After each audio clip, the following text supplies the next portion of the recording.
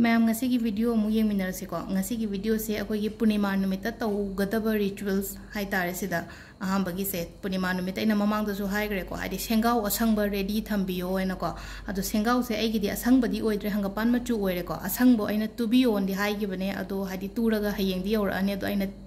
sengau do ngai bada ai video thengdara ne na hangapan do ina sem bani ko si se ado mamang da akoi gi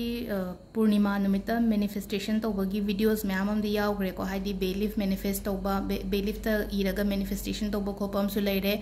adu ga te te ai gi crystal kari kra su gum ma yam su loina charge to bi ba som na siri ba khudo kum ba do hai tar ko purnima khuding gi charge to bi ba ai ko adagi ising gum ba charge to bi ba ai ko adu si adu duna manifestation adagi ate te khra aina mamang da hai ngasi gi sina khitang tonga le ko si sina aina thamga da ba hai tar ko purnima numita aina kamaina thamga da ge hai ba do tawbo sina si se ayuk to bi gadam ni ko adu sengau se haidi yellow oire adu mayam gi onadi asang ba to biyo ai gi so asang bu di la ani sang ba se nang dare adu gi aina yellow asang ba ngai le ra ga di amu thengda gre thang je numit aina hapa matam da haidi nangau da bu yaw ino yeng ba do adu duna aina no mo watling ai da nam ge na to bani video se ado sida leire sengau se da hap ka da se kai kai po no ha kan se da aham ba da si se akoi gi keno se dalchini na haine no ko haidi using sa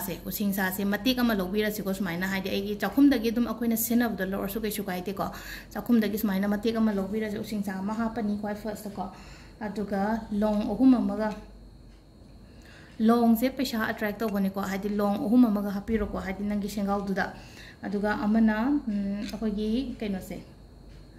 amethyst ki crystal gumba lai ragadi happy ba phai ko amethyst ki crystal se hana mamang gi da aina keno layo haba da nung gumba layo haba da laiba yauna gimni ko adu lai ragadi dum happy yo lai tragadi skip to biyo adu ga haidi sum hapninga gadi bazar da kai da hang biyo ko soidana phangani si gi pote nung yom pham laina ko majiro ta kai da adu gi mo gi keno nung yom pham da hango haidi amethyst adum crystal loina yam ka hena tang bana ta ba khara hong ba dum layo lupa chani cho hom muktang ga pi ba lai rangani ko adu gi crystal macha ama lai bi ra se ko nung je kai no ha ban ta karam bano ha amethyst AMETHYST ko amethyst kitang keno sound se disturb orangani ko nak na bumbula kana thari khoi gi keno se da dugi marak ta kitang makhon nuai ta bai ko ado sigi nung se amethyst ne ko purple machu gi nung ne ko sigi nung se maga happy rani atuka last ta ina hakada base coin amaga hai amaga wali ko sida ina haphodre nungdang da tulsi mana he pa to hoidam ne na ina he nungdang number in video se nga sai ngaling ai he uda bagi tulsi mana ahum khatang am ga hapiu ko aduga sigi kaino siga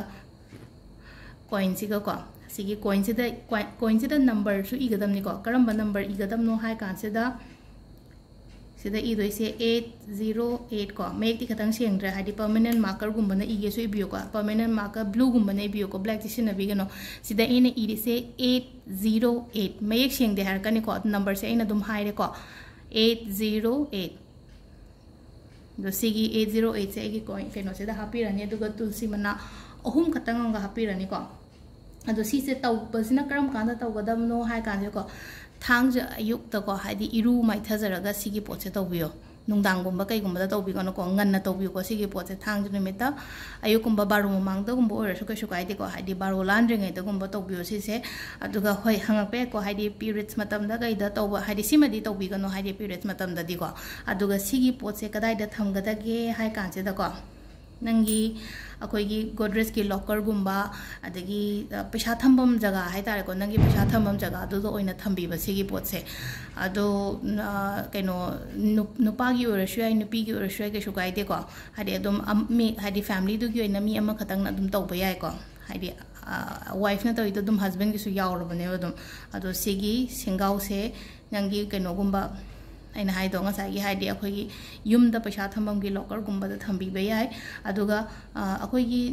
ai gi punari ba bag gumba hai tar ko adum ba da dum hapa su yai ko adu nupa gi oina di si sengau cho bu si kamaina hapune adu duna haidi ma gi oina di akoi gi upu manung da kai da smaina thambi ba hai tar ko adu si sina kaino gi leire ko akoi gi aina han da gi hai gi ba sengau tu o hai ba mayam du gi ko aduga amana moon water kamaina charge to ga da ge hai ka se da कईनो सुमाइना bottle होइना इचम चमना सुमाइना दुम लौबिरोको हाइदि transparent ओइबा bottle अमा लौबिरसेबा सीसे आइगी बाल्कनी नत्रगा टेरेस कुंबदा थांगला थमो था मंगानसे सिदा फावहनबा हाइतारे को इसिंगसिदा हाइदि लिकली की बॉटल लेरगदि याम फरेको अदो आइंगोंदासु लिकली की बॉटल लेइतबे आई सुमाइना दुम हाइदि प्लास्टिक की ट्रांसपेरेंट ओइबा सेनेको अदुगा सिगी मून वाटर से नुंगदांगदा थंबिरमगा मथंगी नुमित्ता हाइतारेको मथंगी नुमित्ता अयुकुंबदा लौशनबिबा अदुगा सिगी इसिंगसे अखोइगी सुम थागदी फैको सिजे नाबो खोटपो ओरो इमुंगदा प्रॉब्लम लेबो खोपा अमा लैनको हाइदि फुल्ली चार्ज तौरबा एनर्जी अफबा चंगबा इसिंग ओइदोनेबा सिसेको अदु सिगी फुल अखोइगी मून लाइट चार्ज तौबा इसिंग सिमा लेको अदु इसिंगसे थंबा मतमदको इंटेंशन अमगा लोइना हाइतारेको सि इसिंगसे थकपदगी आइगी नाब खोटपो ओरो अमा लेरको हाइदि थंबा मतमदा हाइदि खल्लगा थंबिरमोबा अदुगा मथंगी नुमित थोक्ट्रिङाइदगुम्बा लौसनबियोको अदुगा सिगी सिंगसे अदुम फिल्टर गुम्बा हाइदि मयामना थक्नबगी हाइतार आई मुंगदुना लोइना थकदमने सिगी बॉटल से आइगी फिल्टर दुदा हाइजन बिरसु याको फिल्टर दुदा हाइजलगदी आई मुंग मनुंगदो लोइना थएनको अदु सिसिमा सिदा लेरेको अदो सिसे कइनो तौरगा हाइदि अखोइगी मनमगुम्बा नमेना खलसेबको हाइदि सिसे हंदक सि तौबसिना कमाइन तौगदगे हाइ कांजेदा खरा कुइना लेरगा सिंदोपियोको हाइदि था तरुकुम्बा चहीगुम्बा लेरकांदा हाइतारे यारगदि दुम चहीगुम्बा सिंदोपिबा हाइतारेको हंदकी कइनो सिदा हौरेना खलसेबा